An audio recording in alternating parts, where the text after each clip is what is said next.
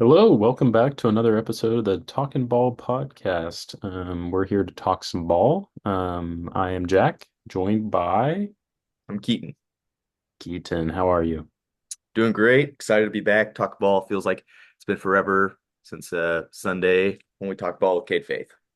Yeah, it has been a while. We've been pretty busy this week, so I know y'all have just been dying for another episode, so here we are. Yeah, so on speaking of ball, Thunder basketball will be starting soon, 3 weeks from today. And it feels a lot more real now because we had media day this past Monday. Training camp started Tuesday, so we're getting some content. We're seeing player interviews and we're seeing stuff like that. So it's nice to see all the players back together with our new players and makes it feel like it's starting soon because it is. So I'm excited. Today, we're going to start out with a little stat game and then we'll move into kind of talking about some of the important headlines of Media Day and other player interviews from the week and stuff like that. And so, do you want to get us started? Yeah, absolutely. So this game is a game that's called the Thunder Stat Ladder. How this game works is so we're gonna play with last season's roster and stats. And so I'm going to give Jack a stat and two players, and he's going to have to put those players in order of like who had the highest of that stat. So that's the first level. And then we're going to progressively get harder and harder in the levels, moving to three players, four players, five players, etc. And Jack will have three lives, so he'll be able to miss, I guess, two things. And then on his third miss, he'll strike out. But yeah, we're gonna we're gonna pull this up here. I'm gonna use basketball reference, get my stats. So we should get pretty uh significantly harder as we go, but let's see here.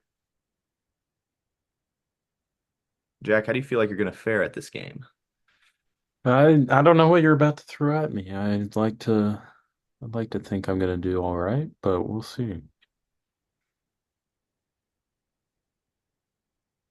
All right.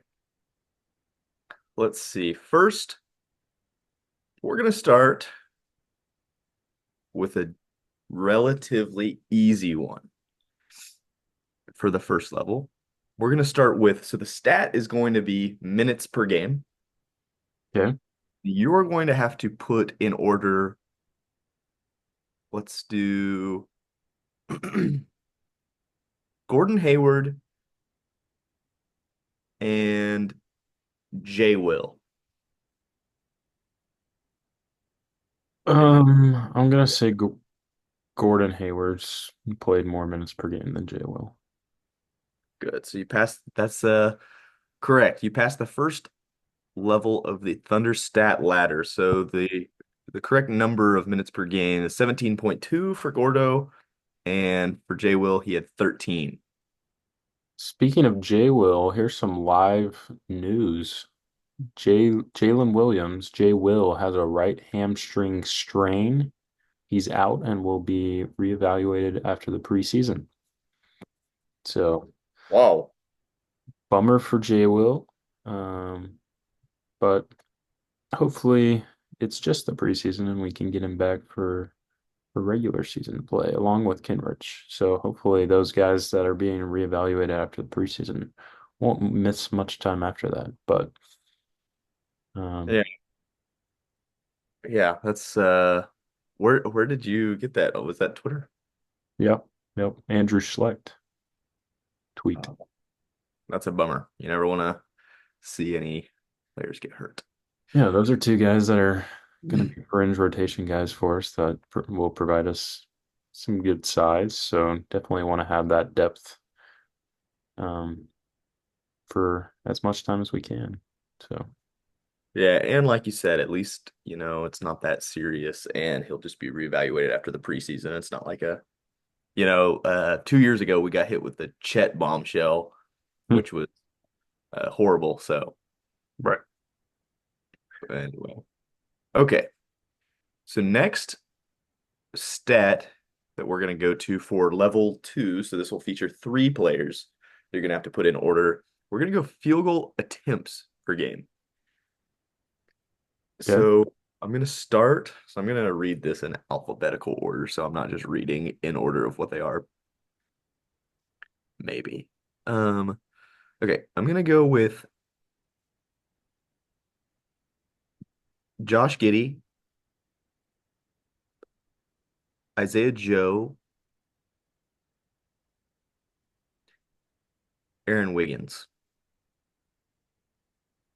Um, I'm gonna go Giddy, Joe, Wiggins. That order that you said. Yeah, that's actually correct. That was in alphabetical order already, and that is correct. Oh, Giddey shot 10.6 shots per game. Joe 6.2, Wiggins 4.8. wow. So, And that's all right. probably back up or backwards order of how efficiently they shot. So it'd be nice to see Wiggins shoot some more this upcoming year and Joe get even more shots also. So um, Yeah. I saw Mark said today that Wiggins is a guy that he hopes they'll be able to get some more 3-point shot attempts for this season. So that would be awesome. I mean, he led the team in percentage last year, so it'd be great to see him increase that volume. Yeah, and I love that for a guy like Wiggins. I feel like any time that Wiggins is in the game, he makes a really positive impact on um on the game. And so he just always felt last year like a guy that you just were itching to see get more opportunities. So hopefully this season that'll improve. Yeah. Okay. So for the sake of uh what we were just talking about those last three guys and field goal attempts, we're gonna go with the same three guys, and I'm gonna add one more. I'm gonna add Trey Mann. So we're gonna go Josh Giddey, Isaiah Joe, Aaron Wiggins, Trey Mann, and you're gonna have to tell me field goal percentage. Wow. Um, I'm gonna say Wiggins is definitely first. Um, And I'll give you correct as we go because if you get a player wrong, yeah. then that'll use a life and you can keep going. So yeah, that is correct. Aaron Wiggins had the highest at 56.2%. Then after that, I don't know, because I know Trey Mann wasn't getting a lot of shots up, and he wasn't with us very long. So whatever it is, it's low volume. Mm, I'll go with Joe next. That's incorrect. Try Trey again. Man. Trey Man next. Yeah, Trey Mann, that's correct. He shot 50%. All right, then Joe. That's also incorrect. Giddy Joe. Giddy and Joe is correct. So the Thunder ladder on that stat goes Aaron Wiggins at 56.2%, Trey Mann at, shot 50%, Josh Giddy in third, he shot 47.5% from the field, and Isaiah Joe in last at 45.8%. Yeah.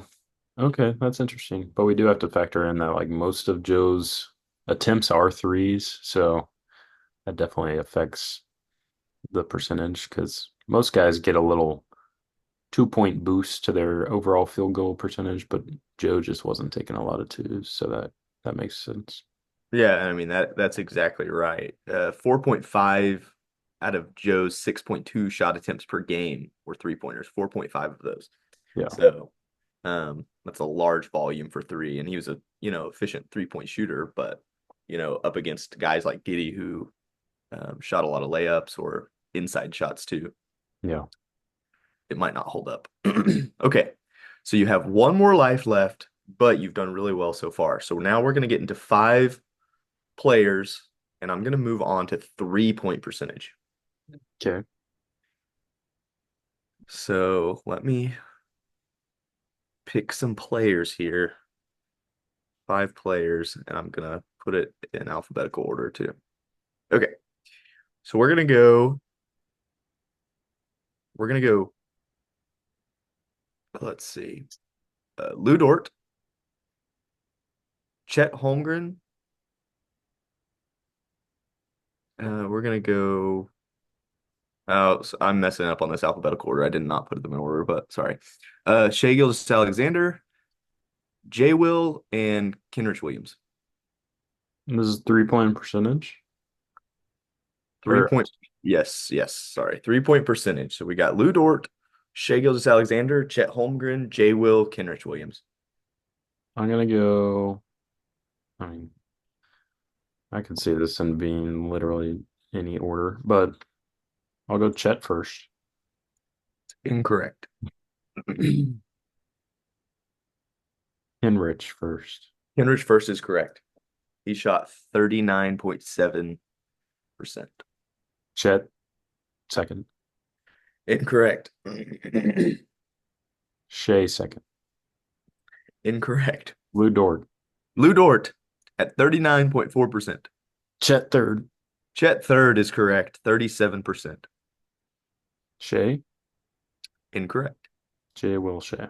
Okay. J. Will Shea. So that is the Thunder stat ladder game. But you did very well. You made it to level 4, which features 5 players. So um, we can definitely from time to time play that again and see how many levels we can get. So Thank you. Thank you. It didn't feel like I did that well, but I appreciate well, that's the first time that game's ever been played by us. So Right, you right. definitely hold the record so far.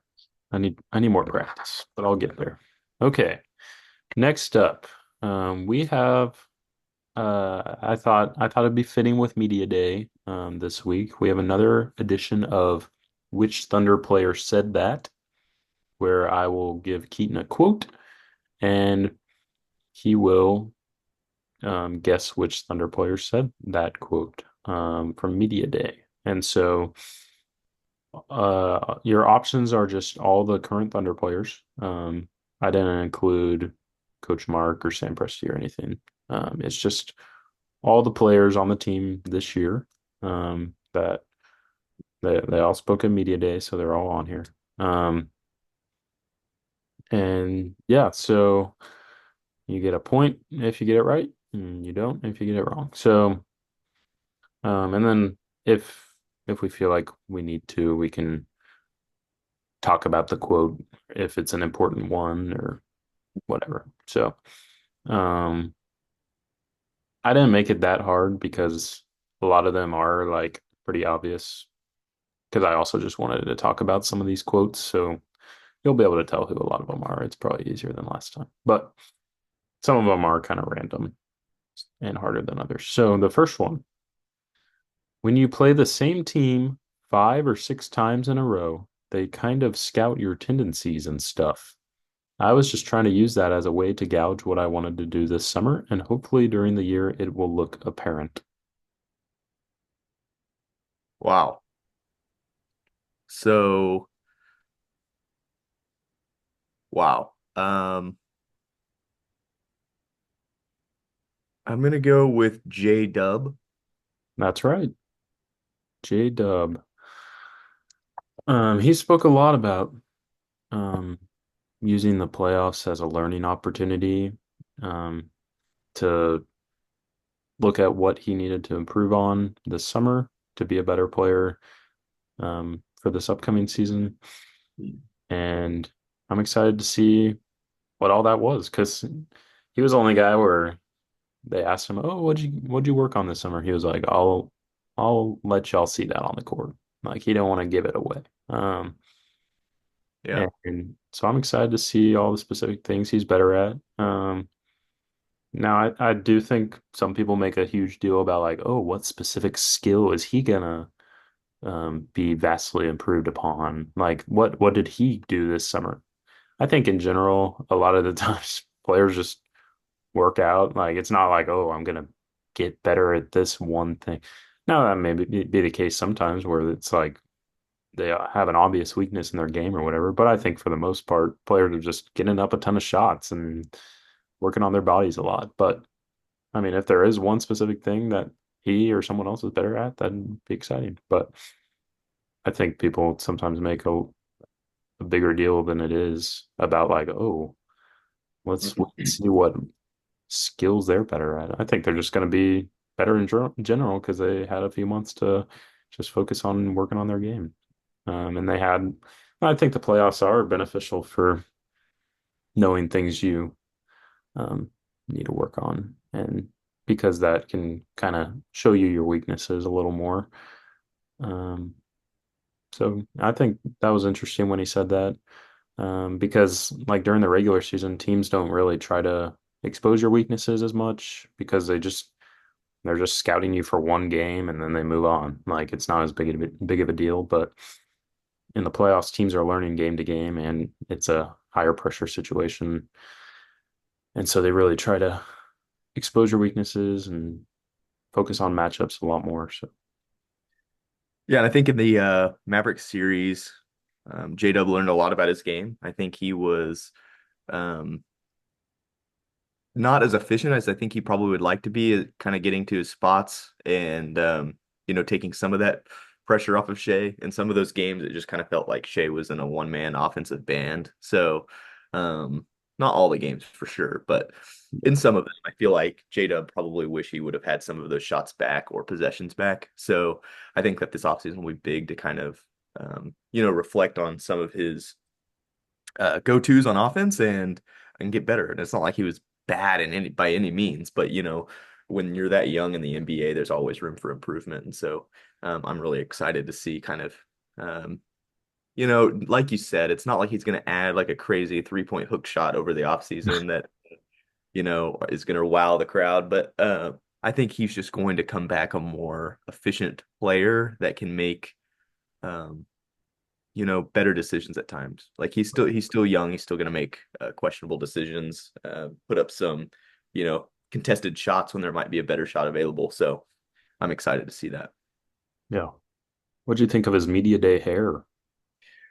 You know, I think that was crazy because I don't really even think that he loved it all that much. I saw the clip where it was either Michael Cage or Chris Fisher asked him, they said, "So is this how you're going to wear your hair during the season?" He goes, "No, I can hardly see right now." So I thought that was funny. He is one of my favorite players on the team, just because of how I think goofy he is in general. And so I think that was just kind of a goofy move, like intentionally goofy. So I think he was just looking for uh, maybe some media day laughs or fun. He was just having fun with it. Yeah. My first thought was like, if you're not going to play like that, why do you want all your pictures to have you looking like that? But maybe he was just trying to like pull a Jimmy Butler and be funny and because he's just a funny guy. Or maybe he just didn't get it set up to get his hair done before media day or something. But you never know. But Right. Yeah, because like in all of like the headshots or whatever, he's got that big afro that's like some in his eyes partially. So right. no, I totally agree with you because I feel like, last year was his first season when he kind of went away from um, you know, his bigger hair. And I felt like it looked really good. And I think he feels that way too. So And it's uh probably not in the way as much when it's just out of your face. But right. So I think in 2 or 3 weeks time we'll for sure see uh the braids back. all right, next quote. Here we go. Just play hard and compete on defense and offense. I'm just ready to attack every day, every practice. It's exciting. It's a challenge. If you wouldn't have started reading the quote like that, I would have not known that this was Usman Jang. Uh, It is Usman Jang. but I feel like that was a dead giveaway. Any thoughts about Us from Media Day? No. Well, I don't yes, really. okay. I do have a thought. Okay. And it's that it sounds like the way he's getting more comfortable in the way he speaks. Yeah. When I'm watching these and a lot of that has to do with being in the United States for a more extended period of time. Um, but I just felt like the way he was talking to reporters, it just seemed like he was more comfortable. When he got drafted, it just seemed like he was really shy and uncomfortable, and maybe not that strong with his English. But I think um, he's gotten a lot more comfortable in that aspect. And hopefully, you could even say that that equates to the court where he seems a little shy on the court at times. So maybe maybe he'll be more comfortable out there this season. I feel like the elephant in the room with Usman is like um, he's not really living up to expectations. He's still one of the younger players on the court. But I do feel like um, it's like get better or get left behind at this point with such a good team that we've got. So hopefully this season he's able to show that he really does belong. But I like Usman as a guy. I think he's a good guy. Yeah, I agree. All right. Next is I haven't played Shay this year, so I don't know what he added to his bag yet. Interesting. So it's gotta be somebody that is gonna use bag in their vocab. Will you read that one more time? I haven't played Shay this year, so I don't know what he added to his bag yet. Gosh. Um, this seems like hmm. Here's my thought process. Oh, because I realized I actually listened back to the first time we played this, and I realized that during when I was thinking about who said it, there was just long extended periods of silence. So I'm going to try to be better at explaining my thought process here. Um, so I feel like Aaron Wiggins could say something like that. I feel like Lou Dort might be able to say something, or might say something like that. I feel like Chet could say something like that.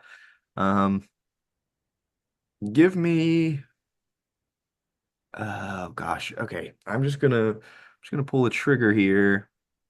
Give me give me Chet.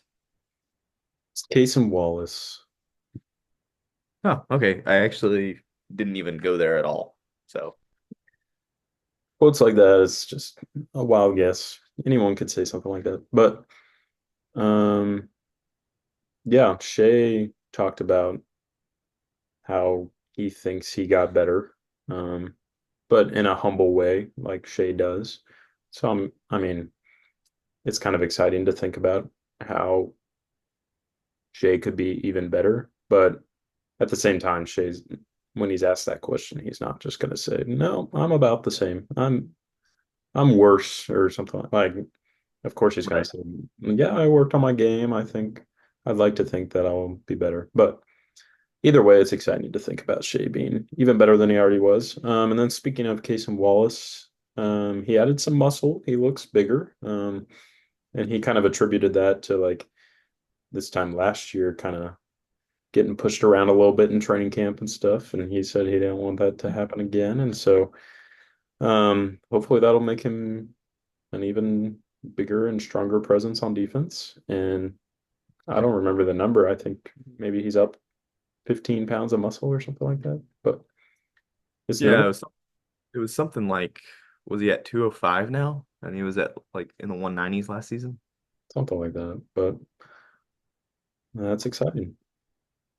Yeah, I listened to a little bit of what he was saying to Chris Fisher and Michael Cage and company, and he was just kind of talking about his build and how being a rookie in the league last season, it kind of showed, what his body is going to demand. And, he's absorbing a lot of bumps and uh, bruises over time. And so adding, even 10 to 15 pounds of weight is going to help him be able to, uh, compete on a nightly basis with bigger guys.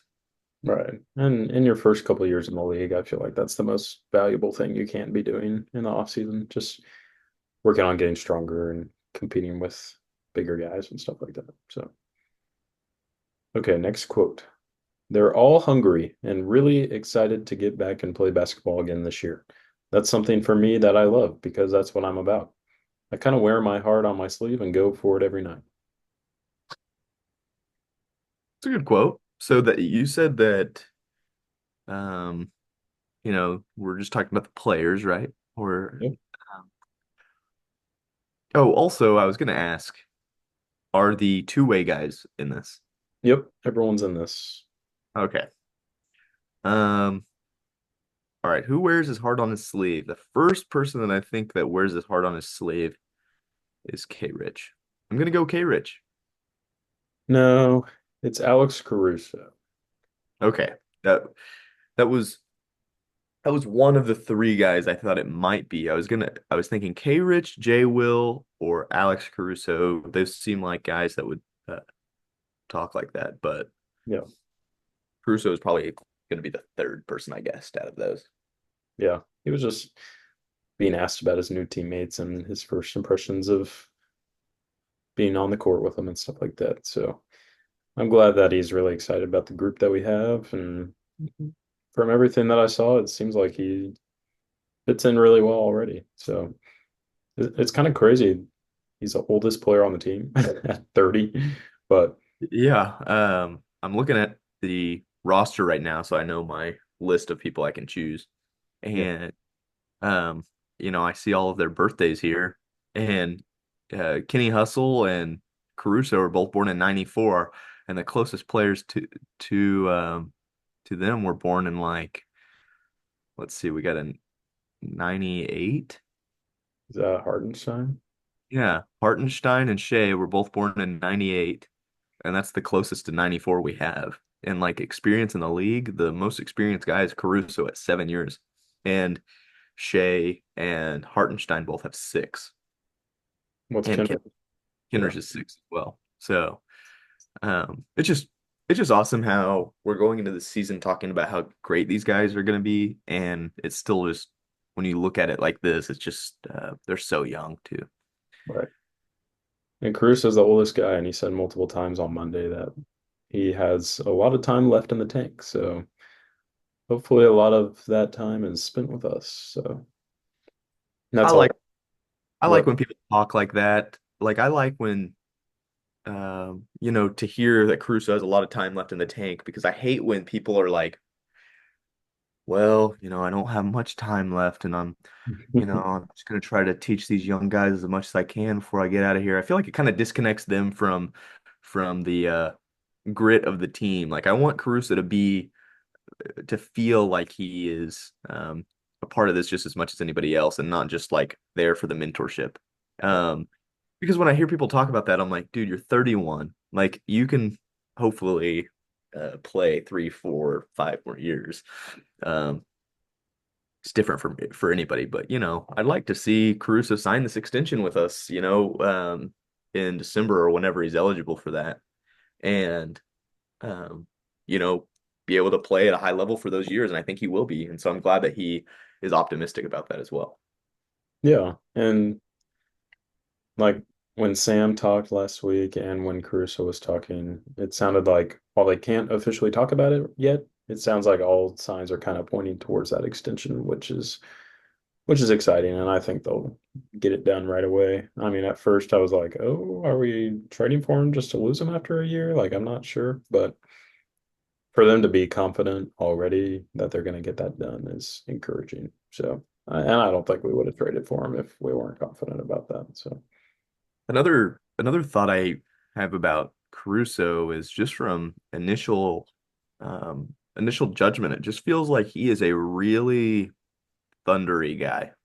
Just in everything that he says, in all of the interviews that we've seen, everything just that he says just sounds like this dude belongs here. He's not too big for his britches, and he can add a lot to this team. And so I'm over the moon excited about what Caruso is going to add to this team, and just his personality, his play style, everything is just kind of exactly what we need. yeah. Okay. Next up, just being here and doing whatever the team needs to win. If that's coming off the bench or starting, I'm just here to help the team win. That's the main thing. Immediately, I go Hartenstein. I'm going to go Hartenstein. Yes, that's correct. That I thought one you were, was I thought that was going to be a curveball for a second, like somebody who should not be starting, and so, but no, that was Hartenstein. Alex Dukas. Wait, it was? No, I'm kidding. Oh, and no, that's what I thought you were going to tell me, and I'm like, Alex, you are not starting, man. No, that was Hardenstein.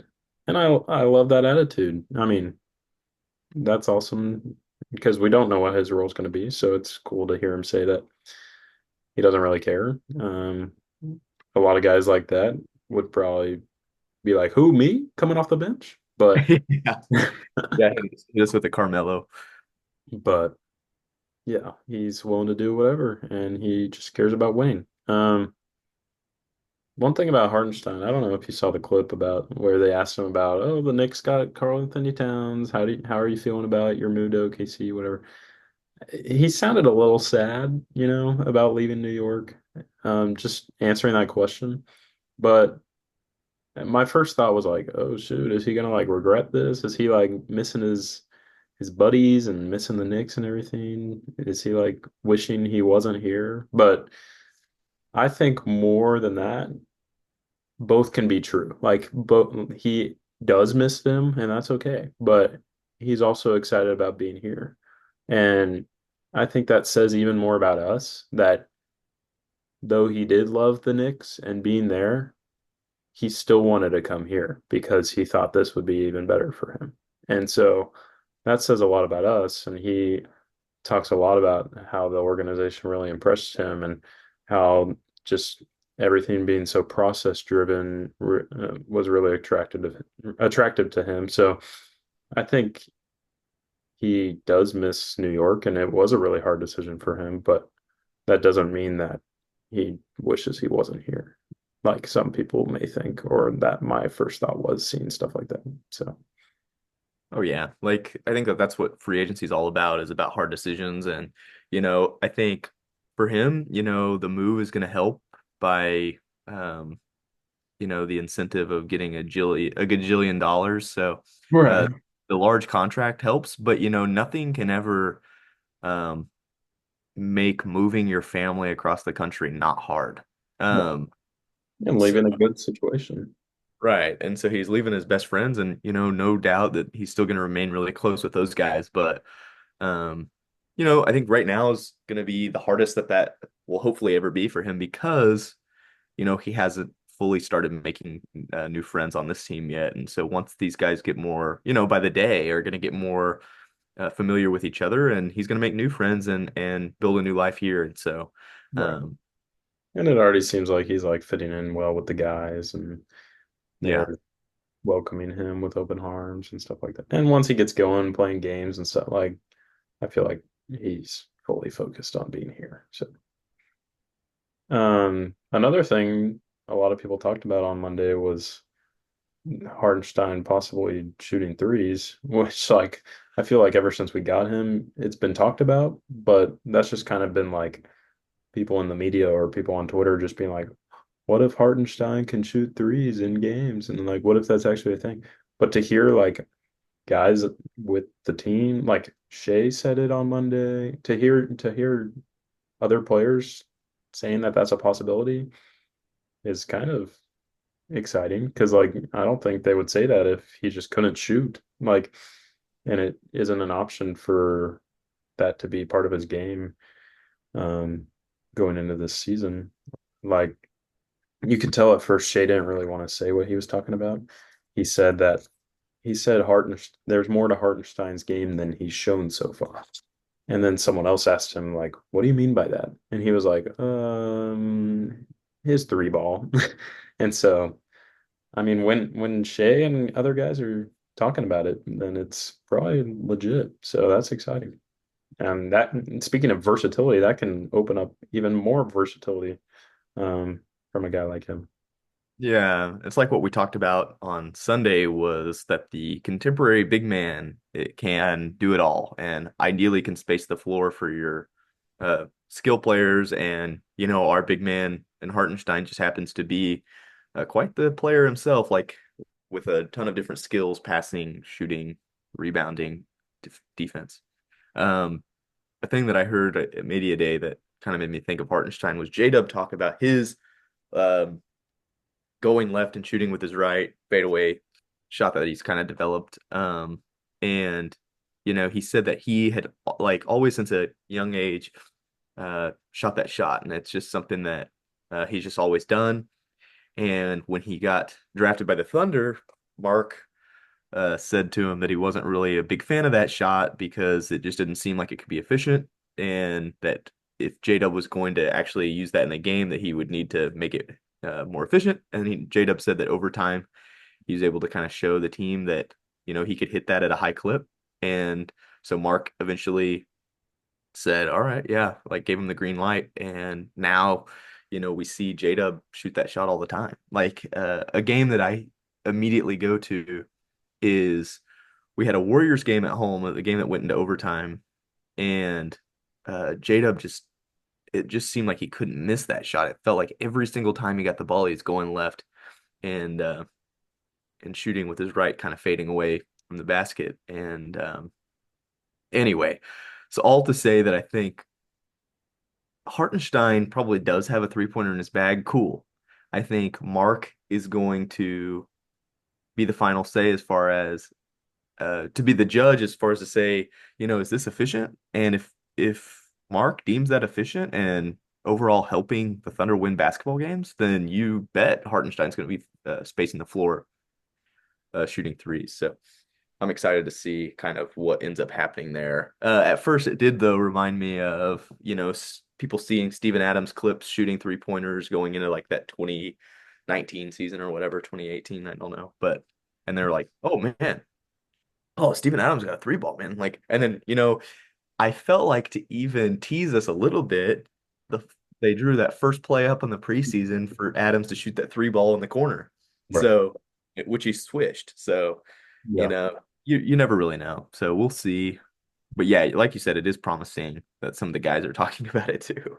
Right. Because like with Steven, it was just strictly like a Twitter thing. I feel like people seeing practice clips and then be like, oh, maybe this is the year he'll start shooting threes, but it never really happened. So that's kind of what I thought Hardenstein's deal was, but that's why my mind kind of changed after hearing some of the players talk about it on Monday. So I think it may be legit. And we know he can shoot because if you don't think he can, go check out his G League finals highlights when he won the G League MVP. I think there was a game he made 7 or 8 threes. So he can shoot. It's just that hasn't been a part of his NBA game yet, but I think he does have a shot on him. So we'll see if we use that more than his past teams have. So, all right, next quote. Our biggest focus has been always day to day and trying to be better every day.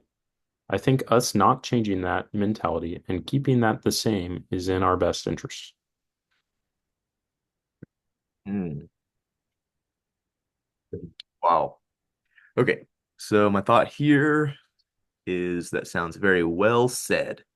So who is somebody that's going to have a very well said quote? Like I'm thinking like a guy like Wiggins or Shea. Um, like even Joe maybe, but would you read that one more time for me? Our biggest focus has been always day to day and trying to be better every day. I think us not changing that mentality and keeping that the same is in our best interest. Yeah, shot in the dark here. I'm gonna go with give me Wiggins. It was Shea. Oh, That seems like a real leader kind of quote. I yeah. think that was a theme of Media Day. I mean, questions to Shea about being a leader and him kind of embracing that role as being not only the leader on the court, but the leader just with this group of guys. And also a lot of guys spoke about him as being a leader. And so I think that's kind of exciting that he's kind of embracing that role and taking that step. Um, the coolest thing I thought Shea said on Monday was when asked about his personal goals, other than winning a championship, he said, well, he thought for a second, but then he said, well, I have certain goals of the number of shots I want to take before and after practice, and I want to take a next step as being a team leader of this group. And so, I mean, that's awesome to hear that those are the two things that your star player says as their goals for the season. I mean, we hear all types of like he's one of the best three players in the league or something like that. And we hear all types of guys at that level saying, "Oh, I want to win the MVP. I want to put up 30 points. What a game. Whatever it may be. It's just guys with our team are just so humble and team oriented. I've never heard a group say the things that they have like as a team. So Yeah, I think that's exciting to hear Shea say something like that. Like you said, he's one of the best three players in the league. And it just feels like he's one of the only players in that group of best players in the league that are that humble and that team oriented.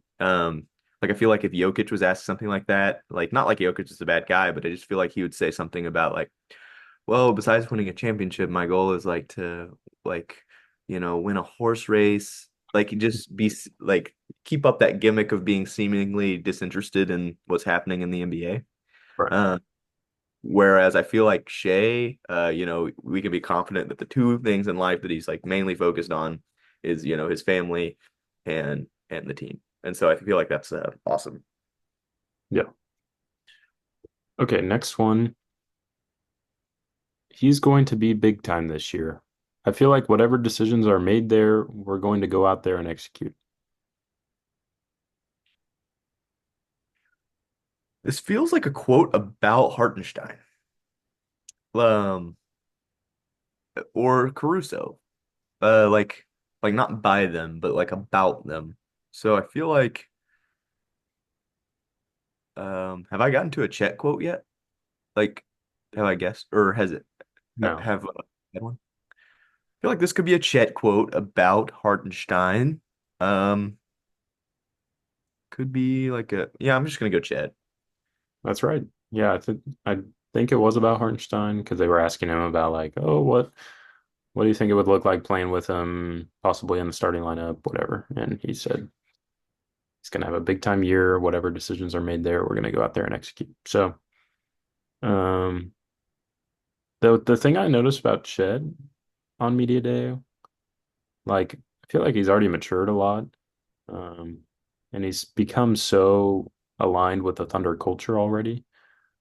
Like some of the answers he was giving were very like um thought out and profound almost, and really align with all the values the Thunder preach all the time. And like he gave one answer in particular where he was talking for a long time just about the process and how they have to stay committed to it and things like that. And for a young guy to be talking like, I don't think I could give an answer like that. And so it's really cool to see that even in interviews I've seen him on podcasts and stuff like that, he's just very like focused on the Thunder's goals and values and culture that they kind of have set as a precedent, and he's already kind of made that his his values as well. So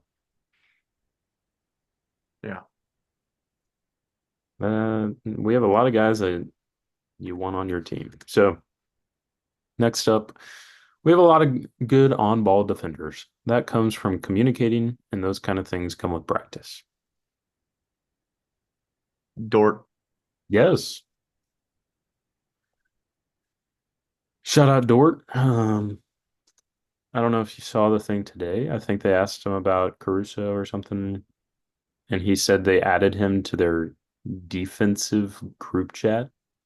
I saw that. And an interesting thing about their defensive group chat is the members of it, are Wallace, Dort, um, Caruso now, and Wiggins. Yeah, So I'm like, I just wonder, before Caruso was added to that, that was just a group chat between Dort, Wallace, and Wiggins. And so I'm just kind of wondering what happened, like what goes on in a defensive group chat. Um, yeah, and we don't have any bad defenders on the team. It's just I wouldn't peg Wiggins as like one of our best. Um, I would probably put Chet, Shea, and J-Dub above him. It's right. interesting that none of those three are in there, but maybe this was their way of being like, okay, this isn't the star players. We're the defense guys. Like this is our specialty. But Yeah, that could be fair. um, kind of interesting and kind of cool that they're already bringing Caruso into that. So Yeah, I just I think that that's one of the funniest group chats ever. So that's fun. And I'm sure there's a lot of things like that that go on all the time. He just happened to mention that one. But It almost makes you curious as to like how many different group chats there are for the team. Like, what are the different types of group chats that they do have? yeah, Little subdivisions. yeah. I mean, I'm sure it's like any group of friends. You kind of have every combination of people just for random things. So, um, I wonder if there's like a shooters group chat or like a stars group chat with Chet Shea and J Dub or something like that. But or a big, they've got to have a big man group chat. But okay, next up, we were consistent throughout the season. Everyone's on the same accord. No egos. We have the same motivation and same goals. We play together and play hard. Wow, that's definitely my favorite quote of the day. Um, so will you cover like which players have already been said? Yeah, Dort, Chet, Shea, Hartenstein, Caruso, Kaysen, Oos, J-Dub. Man, like this is a very good quote. I'm thinking Wiggins or Joe. Um, maybe Jay will. This was the Let's only quote that was said on like the Thunder interviews with like Michael Cage and Chris Fisher and Pinto and Royce Young. All the other ones are from their like press conferences with all the reporters. gotcha. Let's see. I'm gonna go with Wiggins. It was Isaiah Joe. Oh, dang it. Yeah, I mean, seems like everyone on the roster is so aligned with the culture, which is very important. And we just have a lot of mature guys on the team, and a lot of guys you could say are like our leaders and kind of live according to the Thunder values. And a lot of that has to do with the leadership in place at the top of the organization. So it's always a good thing when your team has that going for you and you don't have to really worry about fits or culture problems or off the court things. And so that's really important to a team that wants to win a championship. Yep. Next up, it's been great so far. Just listening to Wiggins and learning from him on the court has been really great. Wow. So, what new player is taking guidance from Wiggins? Think about it.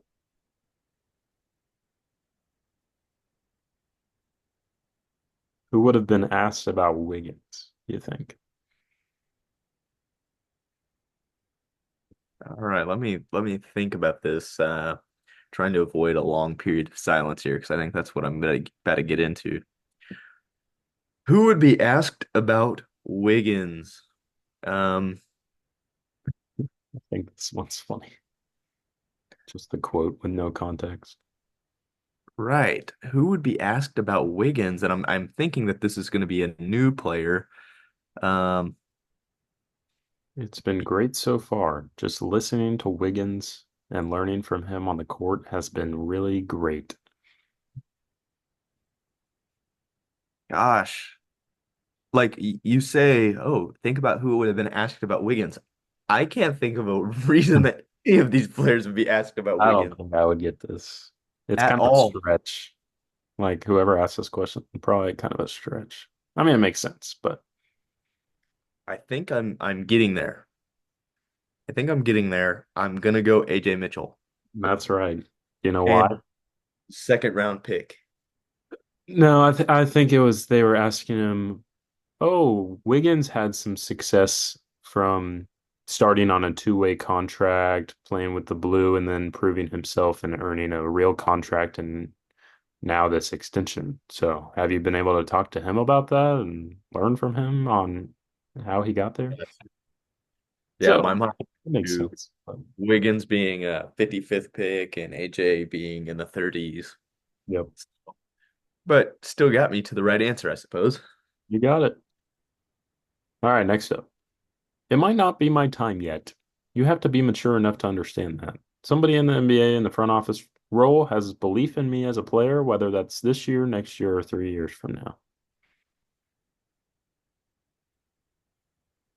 Wow. My, a player to come out and say it might not be my time yet is very interesting. Let's say, gosh, okay, so I'm just clarifying. Is Cormac Ryan, Malevi Leons, and Alex No, Reese no, available? no. Oh, okay. Because I was about to pull one of them out, but I'm gonna go Dylan Jones. Yes. And it's cool to see him recognize like he's probably like I think at one point he straight up said like I'm probably not going to play much this year, but I'm excited for when I can contribute in the future. So it's kind of cool because a lot of people come in with an ego. They're like, "Oh, I'm going to win Rookie of the Year and I'm better than these guys and I deserve a chance to play." But he's just like, "Yeah, I'm ready to contribute when I can, but I'm probably expecting to be on the blue a lot and maybe I can earn myself a spot in the rotation down the line." So that's kind of what you want out of someone like that. And it's kind of cool that he's just grateful that someone in the NBA in the front office has belief in me as a player. So that's Yeah, kind of a cool feeling for him, probably. he seems like a guy that's just happy to help out any way he can, if and just do whatever he's called up to do. So, I'm excited to have him on the team. Yeah. Okay, we have a few more. Next up, it's an incredible place, and the community around it supports the team. It's awesome. Wow, that's a nice quote. I'm gonna go Topich. No, Alex Dukas. Oh, okay. Forgot about the Thinks Dukas. the community's awesome, so that's good. Okay, I feel like the rookies will be an addition to this organization on and off the court. Excited for training camp to compete with those guys.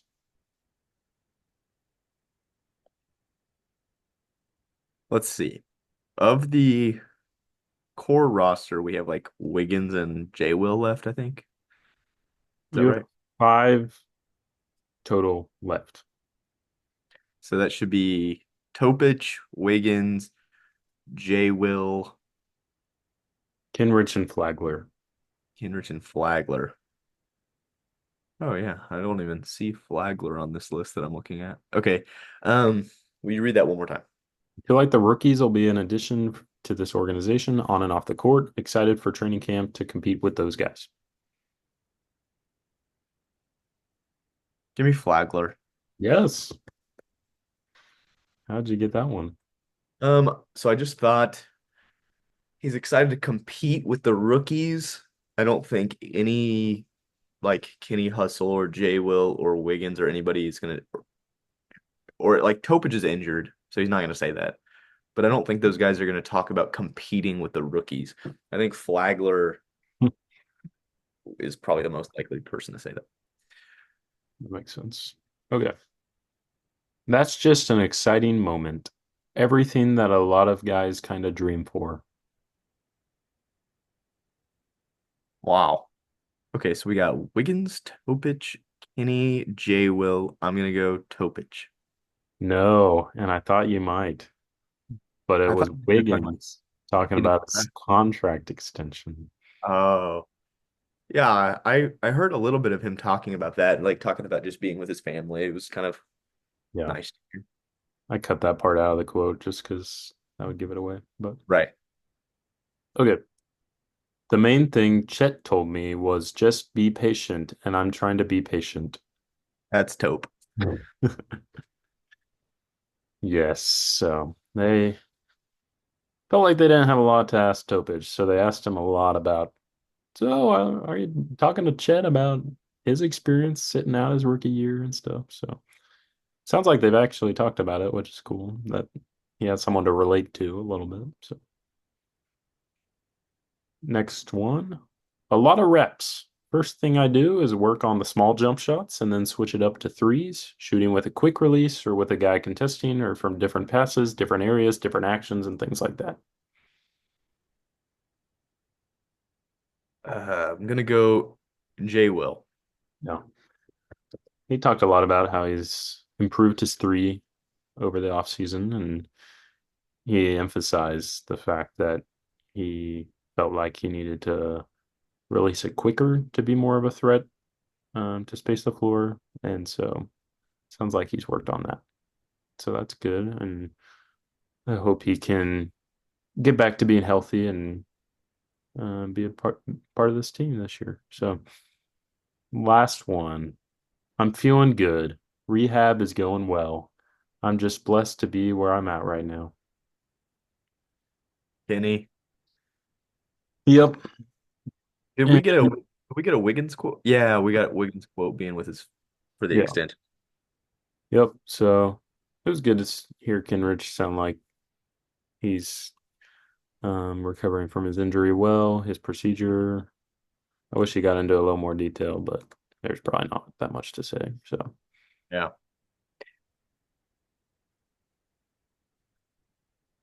I just counted up your score.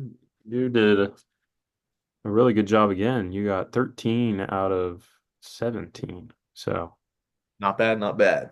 that's really good. Good job. Was there anything else notable from Media Day that stuck out to you or you think we should discuss? Let's see. Hmm, Not coming to mind right now.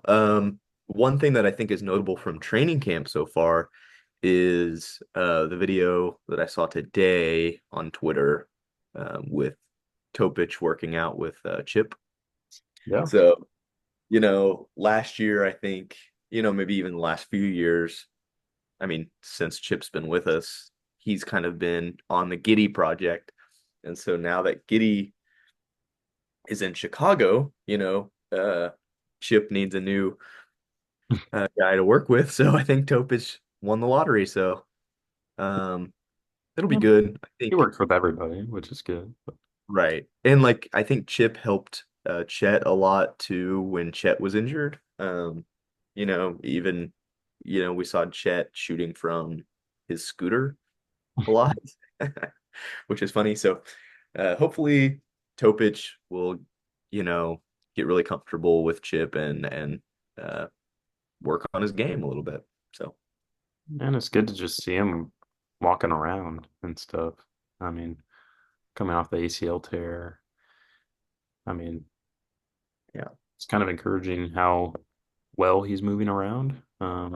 Even though he's already said he's going to be out for the whole season. But I mean, right, some teams may try to rush him back at some point during this season, given that he's months off the injury already and he's able to walk around and stuff. And some teams may need him more than we do, but we're kind of in the position where we're like, no need to rush him at all and no need to risk it. And let's just already plan on taking the same approach we did with Chet and use this year to focus on getting fully healthy and learning about the organization and working on your game and getting stronger and working on that shot more and more eventually. So I think it's a good plan.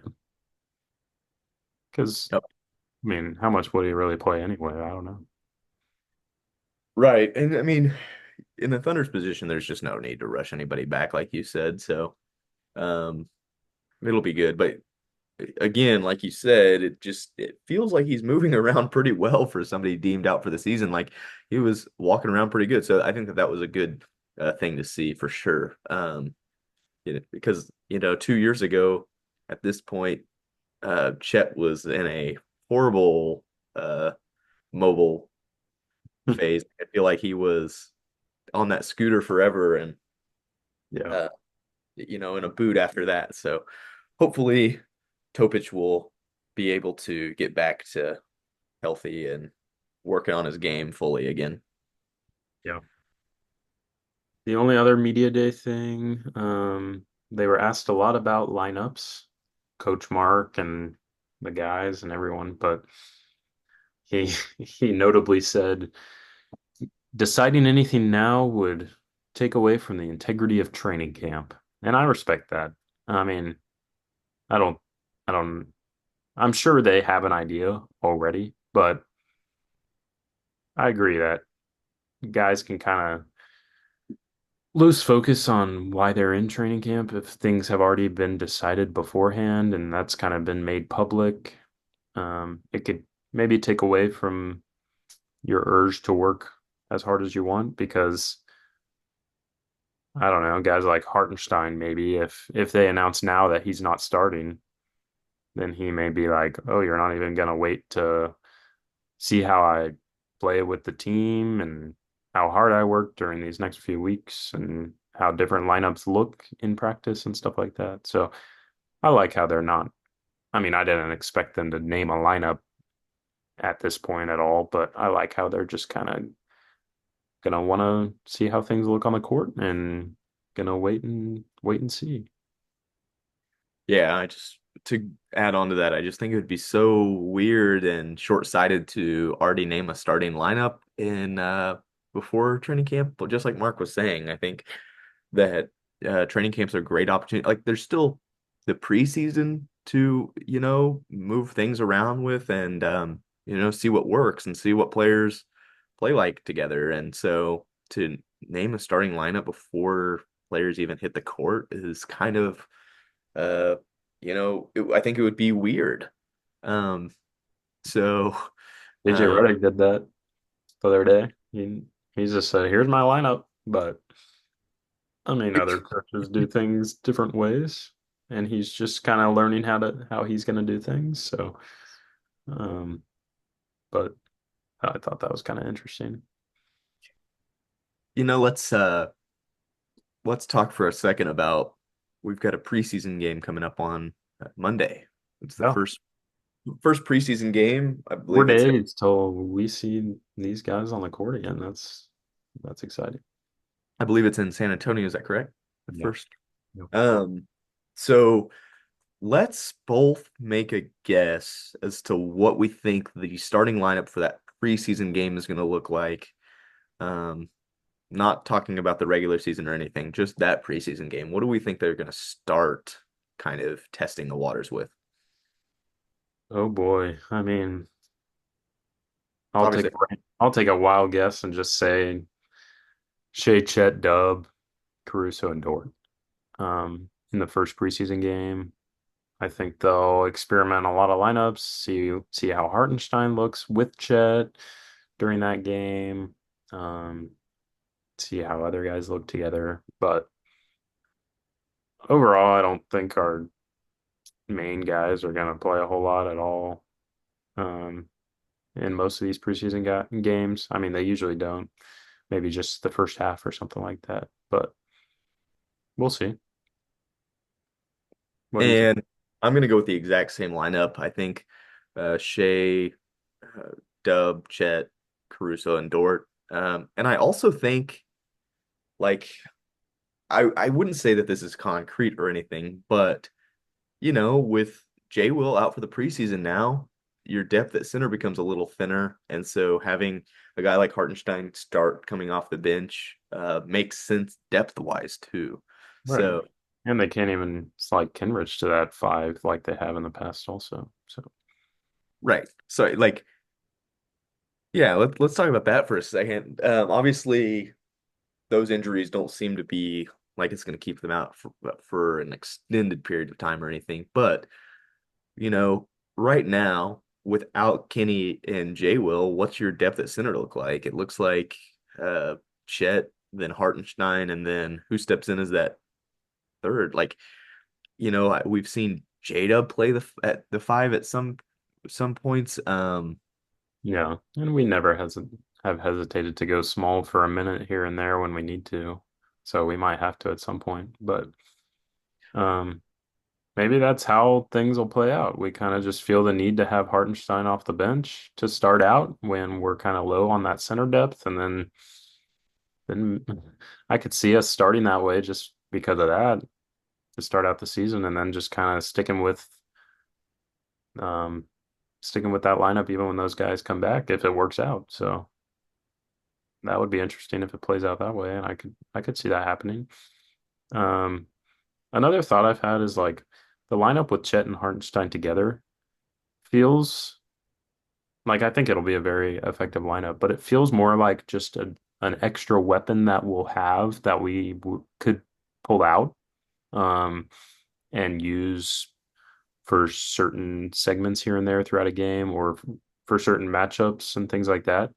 It feels more like just an added weapon than your consistent starting lineup that you're going to rely on night in and night out. But maybe that's just me. Um, A, a team that I instantly think of when I think of who we could throw that lineup out is the Nuggets. I think Hartenstein, he's listed here on Basketball Reference as 250. Um, and yeah. like having that big body to be on Jokic and then slide Chet on Aaron Gordon, who, by the way, Chet did exceptionally well guarding in a few possessions guarding Aaron Gordon last season. Yeah. And then, still having J Dub and then pick your poison of Caruso or Dort and Shea. So um it like that's a good team to throw that lineup out there with. You could even argue the Timberwolves are a good team to throw that lineup out there with the front court of Randall and Gobert. But the Thunder aren't necessarily going to be a team that changes their lineup depending on who they're playing. I think that the Thunder are going to establish their identity and other teams are going to have to change to guard the Thunder. Like, I don't think the Thunder are going to go away from their identity just to try to match up with people. And I feel like we've been a team that hasn't necessarily said, "Oh, we're playing two big guys tonight. Let's throw two big guys out there to match them." Instead, like we're not the team that tries to match the other team. We're the team that says, "You match us." Like last year, we played the Timberwolves, who had Gobert and Towns at the time. That night, we were like, "Oh, maybe we'll see some Chet J Will together to guard those two." I don't think J Will played that night. Right. That was one of the only games he didn't play because we were like, "Oh, you match us. We'll throw Kenrich at our backup five, and we can kind of expose some of the weaknesses that a two center lineup does have, with going small, five out, um, against some slower guys." So, Yeah, and continuing to talk about the Timberwolves, I think when you exploit their two big man lineup by keeping Chet at our five, our bread and butter is really Chet setting screens for the ball handler like and Shea absolutely you know, dicing up Gobert on the perimeter. right, So and driving in on him. So like, that kind of goes into what I was saying about how uh, the Thunder aren't just going to change their identity depending on who they play. I think that other teams are going to have to really uh, do their due diligence to try to stop the Thunder. Um, right, you know, going into training camp, those are just my thoughts. That could change depending on how the Thunder look, but I just feel like that they're going to be kind of a team that has it all together right, towards the back half of the season that teams are really going to struggle with. right. And like having Chet last year, being able to stretch the floor and also protect the rim allowed us to play a way that not many teams ever have. And we were able to expose a lot of other teams' weaknesses in that way, and they kind of didn't know how to match up with that a lot of times. And so even this year, we have that plus a lot of added versatility with the guys we brought in and the guys we took out.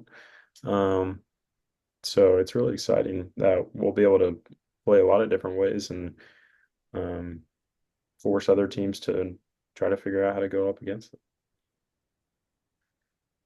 Another team that I think about um, with this conversation is the Pelicans when I think of what lineup that they're going to go out there with for their starting lineup. I don't know if they're gonna go with playing Zion at the small ball five, which I've seen some people talk about, or if they're going to, we were talking about they have like Daniel Tice Right.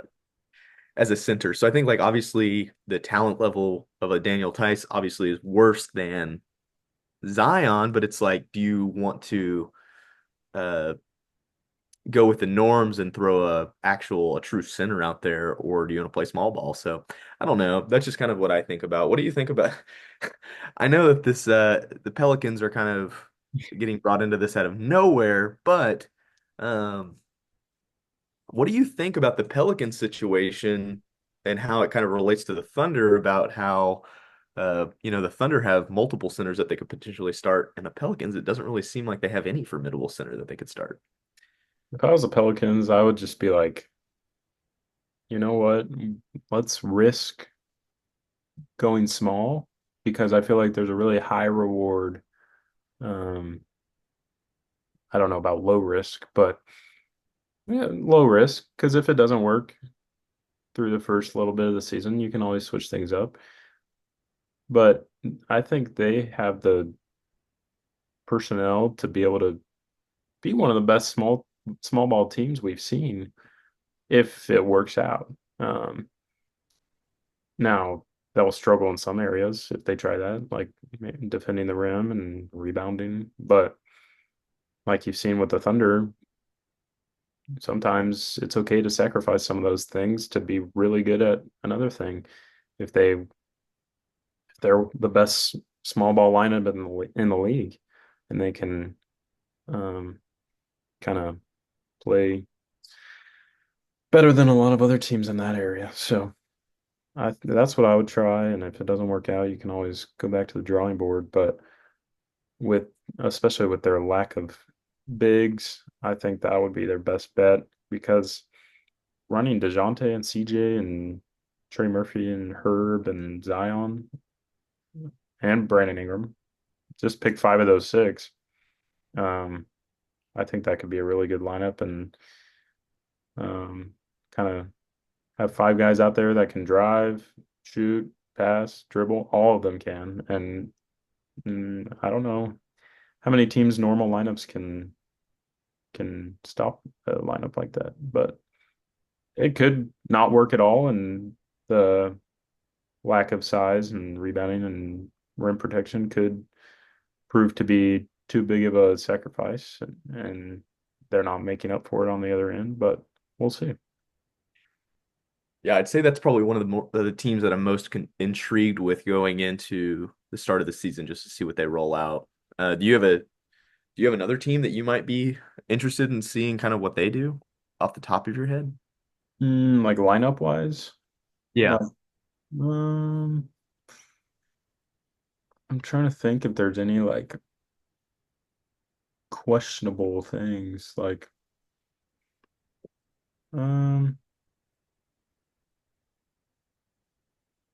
nothing off the top of my head. I don't think. I mean, it'll be interesting to see what the Rockets do, maybe. Right. They have a lot of depth of young guys and a couple vets. It'll be interesting to see which players they're really focusing on. Like, are they gonna shift their attention more towards Reed Shepherd and kind of lay off playing Jalen Green all as much? Because they still have to play guys like Fred, and I don't know what position exactly they'll run Amen Thompson at, but I'll be interesting to see how they kind of distribute their minutes around and what positions guys are playing at.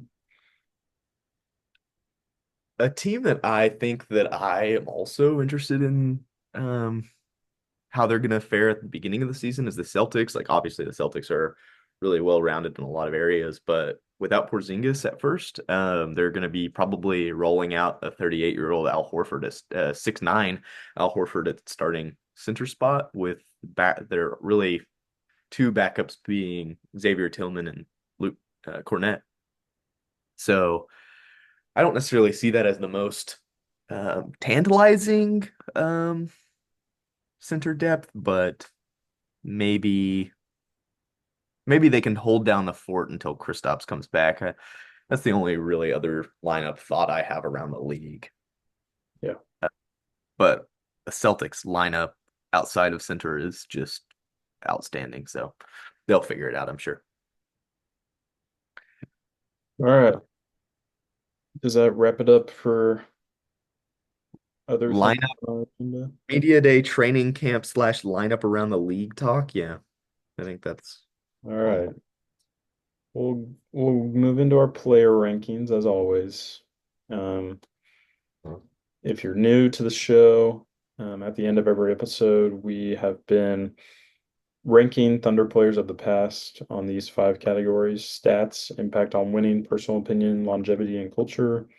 We give each of those categories a score out of 10 on each player, and then we'll have an average score for each player, therefore giving us a full list of every Thunder player from best to worst.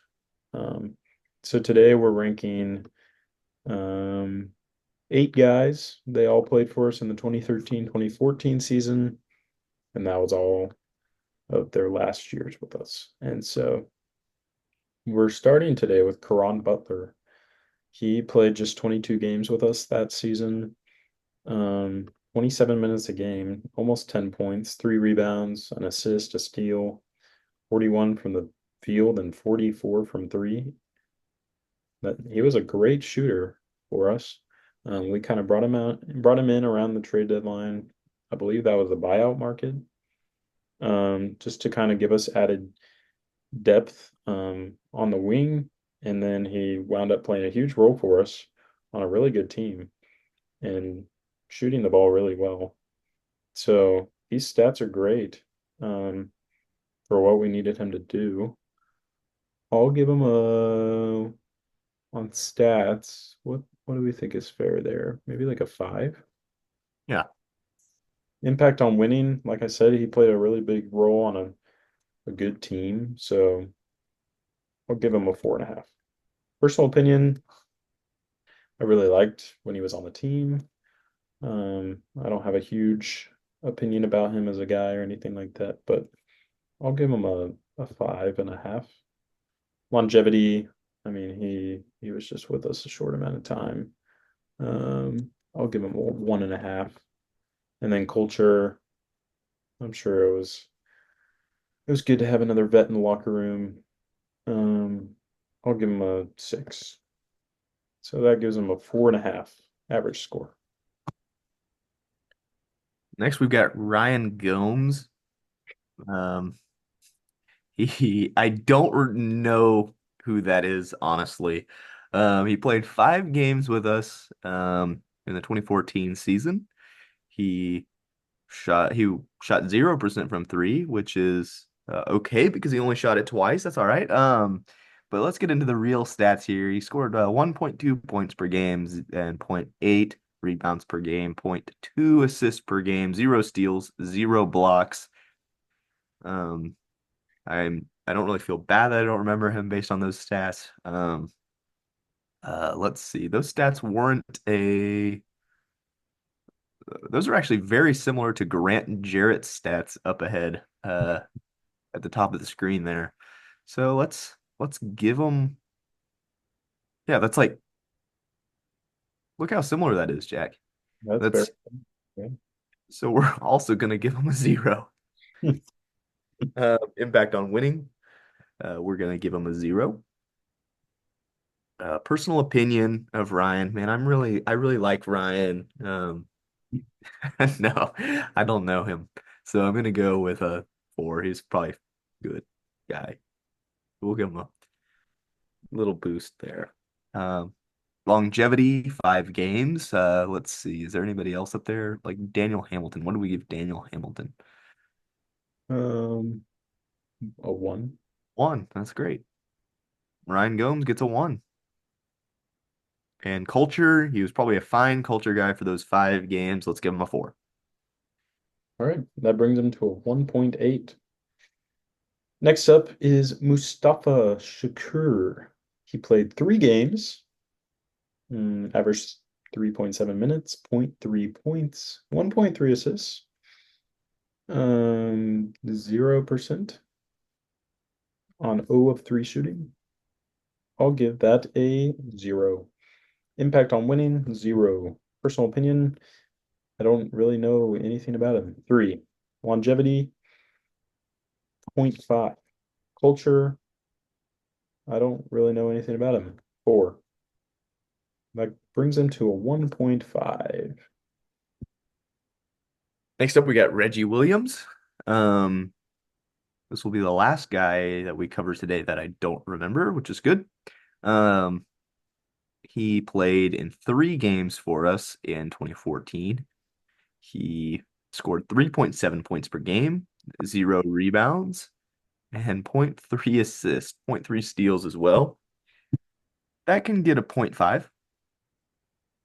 Those 3.7 points carry some weight. He can get a 0.5 on impact on winning.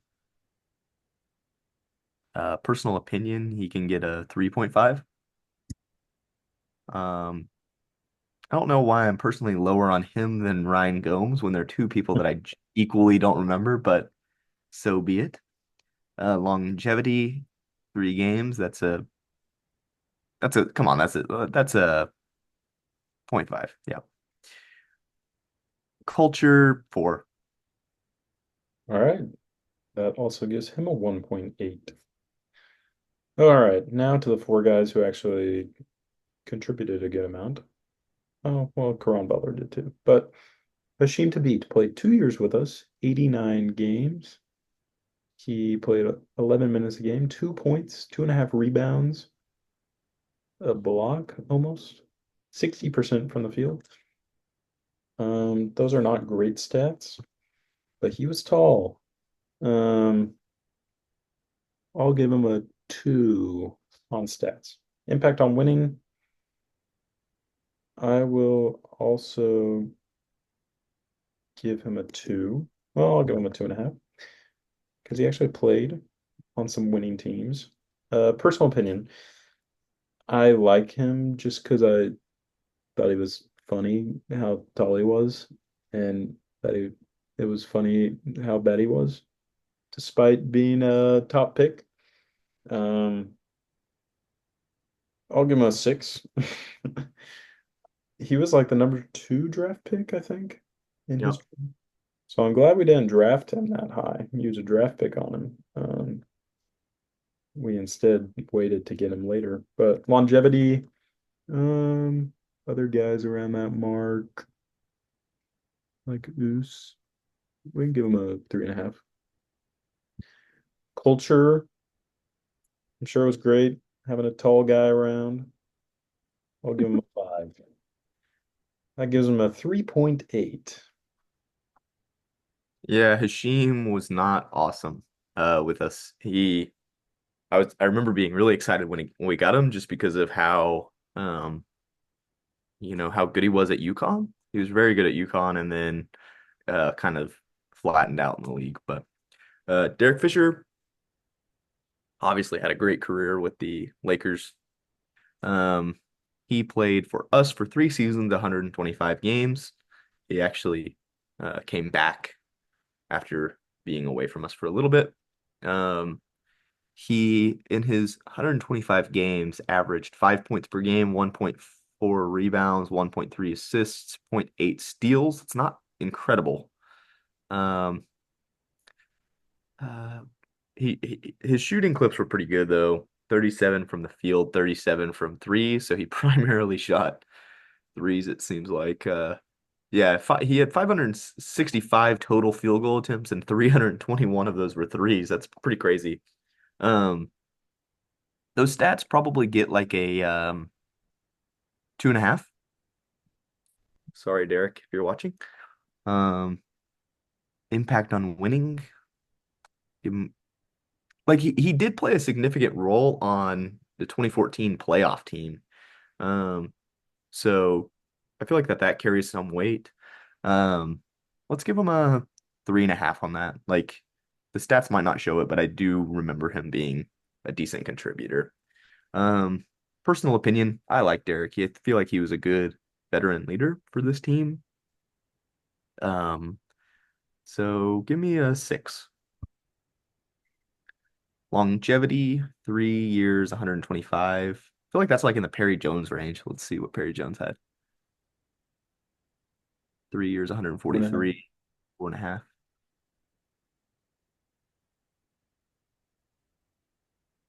Yeah, Yeah, four that's and good. a half, somewhere around there. Maybe a little Yeah. higher. Let's go 4.5. And then culture, I feel like he was a great culture guy. Let's give him a 7.5 on culture. All right. That gives him a 4.8. Royal Ivy. He played 3 years, 61 games. Uh, 8.5 minutes, 2 points, almost a rebound, 37 from the field, 35 from three. I'll give him a 1.5. I feel like he played a little bit bigger role than that. That the stats show though. So I'll give him a 2.5 on an impact on winning. Personal opinion, he's been really impressive because after his career, he became an assistant coach with the Rockets, and then it was also really cool to see him be the head coach of the South Sudan national team this summer at the Olympics, and they were a big success story, and it's kind of cool to see him leading that. Um, but as a Thunder player, I don't really remember a ton about him. Um, I'll give him a 5.5 on personal opinion. Longevity, I mean, he was with us 3 years, didn't appear as in as many games as Derek Fisher, but I'll give him a 4. And then culture seems like a great guy, just by all the things he's doing now. And I'm sure he was great to have around the team. I'll give him a 6. Finally, we get to my favorite player on this list, Thabo Sefolosha. Sefolosha played a significant role on the team from he was on the team for 6 seasons. He played 368 games, but he for a lot of those he was a starter. And what I just remember about him is just he was so effective on defense and provided such a good spark for us on that end of the floor, and also not horrible on offense. Definitely not. He shot about 44.8% from the field, 35% from three. He averaged 6.2 points per game, 4.1 rebounds, 1.5 assists, 1.2 steals, and zero point 0.5 blocks. I feel like that's pretty well rounded enough to um, I think that that's enough, probably a 5. I feel like that's like Caron Butler stat range, honestly. Impact on winning, though, is where he really kind of excelled. I think he deserves an 8. Personal opinion, I love Tabo. Tabo, like when I started watching the Thunder, I'd say it was probably 2011. Um, Tabo was on the team, and he was, part of that first Thunder team that I grew to love. And so let's give him an 8 as well. Longevity, 6 years, 368 games. Let's see who that. Um, like Robertson range, like an 8 or somewhere around Yeah, there. you can give him an 8.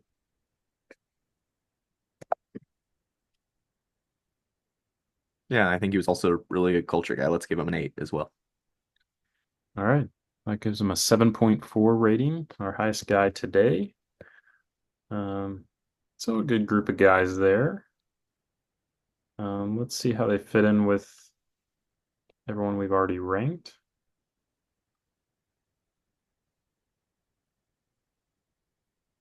1 second. All right. So Tabo's there at 14 between Andre Robertson and Giddy. I feel like that's good for him. And then Derek Fisher at 42 between Lamb and Ty Jerome. Caron Butler at 50 between Sabonis and Maladon. Royal Ivy at 66 between Money Mitch McGooey and Eugene Amarui. Hashim Thabit at 71 between Darius Saric and Jalen Horde. And then Ryan Gomes and Reggie Williams are 111 and 112 between Justin Patton and Grant Jarrett. Then after Grant Jarrett is Mustafa Shakur before Jawan Evans. So, Um, Jack, so here's a fun fact. So my Nana actually is the one that got me into the Thunder way back when, and of the players that we covered today features her all-time least favorite Thunder player. Can you guess who that is? Of the players that we covered today. Derek Fisher. Yeah, that's actually correct. She despised Derek Fisher for whatever reasons she had. I'm not sure, but I just remember back then, 2012, watching all the games with her, and she would not let the TV hear the end of it anytime he was in the game. So, yeah. That's funny. Well, we're getting down to it with our rankings. We have about 34 guys left, so fun to see it coming together. So we'll continue that on our next episode. Thank you guys for joining us today. I don't know if we'll get another episode out this week, but we will see. Um, but appreciate you guys listening. And do you have anything else for today? No, just think we appreciate you guys listening, and we're excited for the Thunder season to start, just like you guys. Yep. Tune into the preseason on Monday. So we'll talk to you guys soon. Bye bye. Yep.